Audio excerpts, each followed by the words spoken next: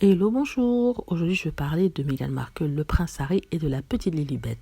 La petite Lilibet, comme vous le savez, est née vendredi dernier et qui s'appelle Lilibet Diana en honneur à son arrière-grand-mère, la reine d'Angleterre, dont Lilibet était le surnom, et aussi Diana en hommage à sa grand-mère. Plusieurs personnes, la plupart des détracteurs, se sont demandé pourquoi Meghan Markle n'avait pas choisi le nom de Doria comme prénom pour sa fille et pourquoi elle n'avait pas choisi rendre hommage à sa mère à elle en appelant son enfant Doria. C'est tout simple. Tout vient du prince Harry. Il est évident que le nom de Diana ferait partie des noms donnés à la petite Lilibet, parce que bien sûr c'est déjà le nom de sa grand-mère, la maman adorée du prince Harry, et aussi c'est une façon de l'honorer et la tenir présente dans la vie du prince Harry, car on rappelle que le prince Harry a perdu sa maman alors qu'il n'avait que 12 ans, et c'est une façon de l'honorer, aussi de maintenir le contact, parce que comme il disait, il sait que Diana le regarde toujours d'en haut, où elle est, au paradis, et qu'elle veille sur lui.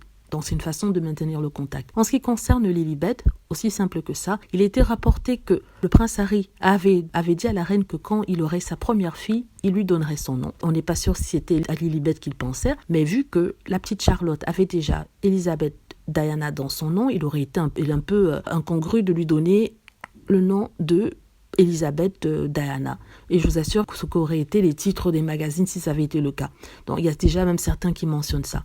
Donc non, ça aurait été un peu déplacé, je veux dire. Le prince Harry a fait ça pour les personnes qui ont le plus compté dans sa vie. Donc peut-être que l'ajout de Doria en troisième nom aurait été bien, je ne sais pas. C'est la décision du couple, ils décident de ce qu'ils veulent comme prénom pour leur enfant. Aussi, il faut rappeler ceci, Doria a la possibilité d'être proche de ses petits-enfants, alors que Diana, malheureusement, est déjà décédée, elle n'aura pas cette occasion-là. Et la reine d'Angleterre vit dans son château en Angleterre, qui est quand même loin des États-Unis où vivent les Sussex. Donc c'est tout à fait normal qu'il ait voulu maintenir le lien en donnant ce petit nom, comme il avait promis à la reine d'Angleterre. Et finalement, ce qui serait bien, c'est une rencontre au sommet à Buckingham avec l'arrière-grand-mère et ses arrière-petits-enfants. Ce sont les enfants de son petit-fils. Contrairement à ce que la presse tabloïde essaie de faire, il n'y a pas vraiment de problème et que Harry n'a jamais trahi qui que ce soit. Voilà, dites-moi ce que vous en pensez. J'espère que vous avez aimé la vidéo. Si c'est le cas, n'hésitez pas à cliquer sur like, à vous abonner pour plus de vidéos et à cliquer sur la petite cloche afin d'être averti lorsque je poste une nouvelle vidéo. Merci.